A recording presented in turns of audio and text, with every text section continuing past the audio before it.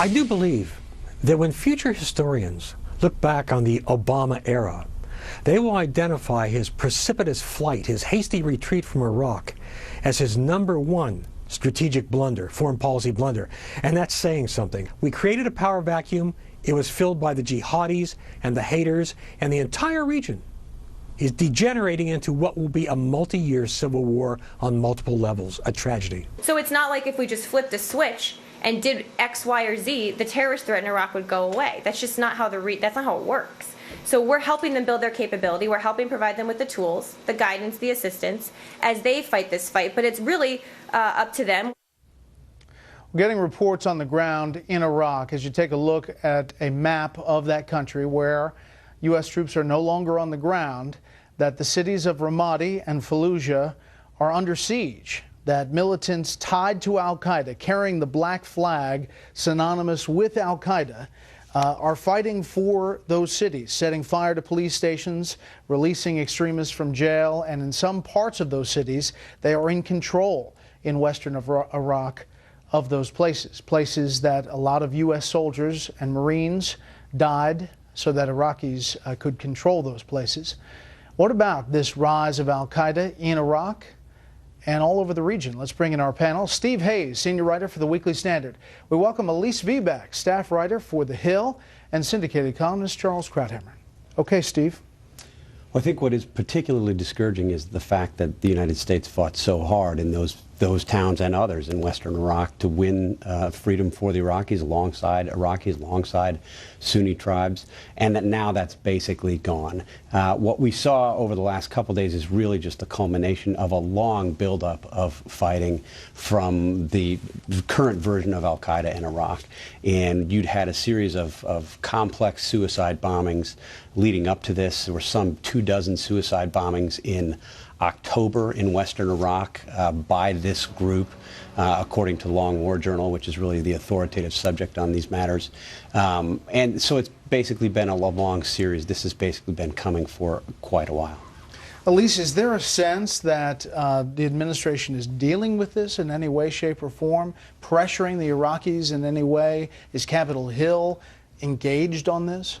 Well, certainly the administration is quietly sending many weapons to the Iraqi government in order to combat this rising tide of al-Qaeda in the West. But there's bipartisan opposition on Capitol Hill and skepticism, frankly, about President Obama's approach to handling his relationship with the Iraqi Prime Minister al-Maliki. They don't think that Obama has been vocal enough in telling al-Maliki not to alienate his Sunni opposition, which is creating civil unrest, which is not, the foundation that we need in order to ensure stability in Iraq. Take a listen to this back and forth with the State Department spokeswoman. The question was about the status of forces agreement back in 2011 and whether the administration really wanted to sign this deal back then with the Iraqis, which essentially would have drawn down U.S. troops gradually as opposed to pulling them out immediately. I'm not asking you to relitigate it. Was the administration not interested in concluding a SOFA with the Iraqi government? I'm just not going to go back down that road. Well, the answer is yes, okay? And I don't see why you can't say... Do you want my job then? You want to answer? No, but I would prefer that you not try to sidestep. I mean, it's a pretty... I'm not trying to sidestep, but we're focused on 2014 and where we go from here. A discussion or debate about what we may or may not have... His question was, about what we may or may not have wanted in 2011 is not relevant to the discussion today, Matt. It's completely relevant to the question that he asked, which was that critics... His question was, critics suggest or say, claim, accuse the administration of abandoning Iraq. And I disagreed with the premise. Charles, what about that? Look, here's why the history is crucial. The reason that Maliki does not listen to Obama, no matter what he says about reconciling with the Sunnis, is because America has no leverage. America evacuated. Obama decided we were going to liquidate our presence.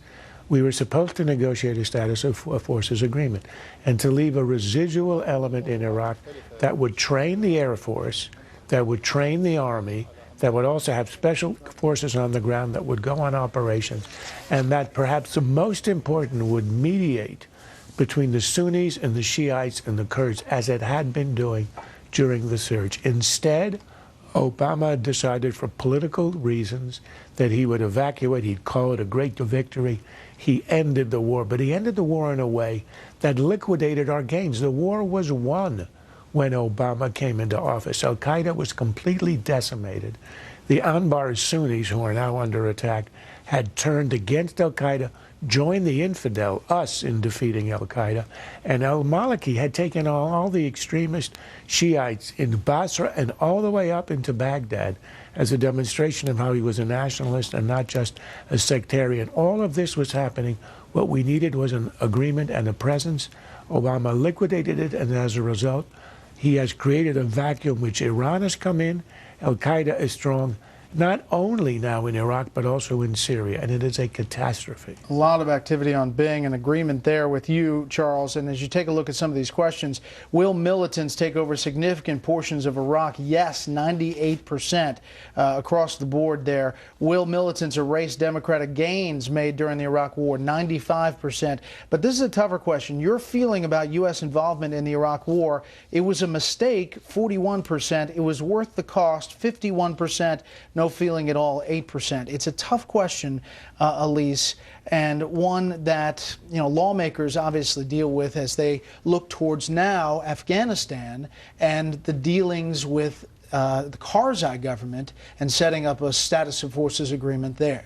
That's exactly right. And in fact, Senator John McCain, who's one of our leading voices on these issues, was in Afghanistan this week meeting with Hamid Karzai to talk about the potential agreement, which they hoped would be signed by New Year's Day. It was not. And they're hoping to make progress on that in the next week or so. In fact, John McCain came out and said very strongly that he feels that they are in the final stage of negotiations. And I think that the current status of security in Iraq is a major warning for Hamid Karzai, because he does not want to see the security of his state devolve in the same way. He wants to make sure that the U.S. troops can maintain their presence there in order to maintain the stability. But is this the same thing that's developing here? Is the administration really sending the signal that while they're saying they want to do this deal with Karzai, in reality, they don't?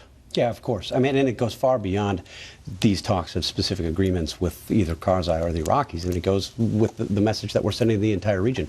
We don't want to be involved. The president has made that abundantly clear, and the idea that the United States is going to be there for Hamid Karzai or his successor, I think, has to be seen by folks in Afghanistan, leadership in Afghanistan, as highly unlikely. I think if you go back and look at the history of this even further as it relates to President Obama, that's where you begin to see the split. Remember, back in 2002, he called Iraq the dumb war. He built his career on opposing fighting in Iraq. And it was very clear from the moment that he took the Oval Office that he continued to consider Iraq the dumb war. Now, a true leader, I think, would have then said, I don't care what I thought about it then. We need to consolidate our victory here and focus on winning the war rather than just ending it. But he very clearly opted not to do that. I think he sent those signals almost immediately upon taking office, and by contrast, surged forces to Afghanistan. Although didn't talk a lot about Afghanistan either.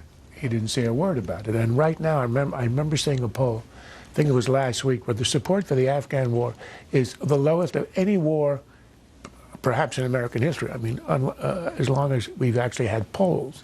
And the reason is Americans don't like wars, and they shouldn't. They'll only support a war, starting with FDR, or I mean all the way up until today, if the president will go out and explain why and make a case. He never did, and 3 out of every 4 dead in Afghanistan, American dead, has occurred under Obama in a war in which he never supported, and he essentially abandoned even as it was going on. Next up, the Friday Lightning Round.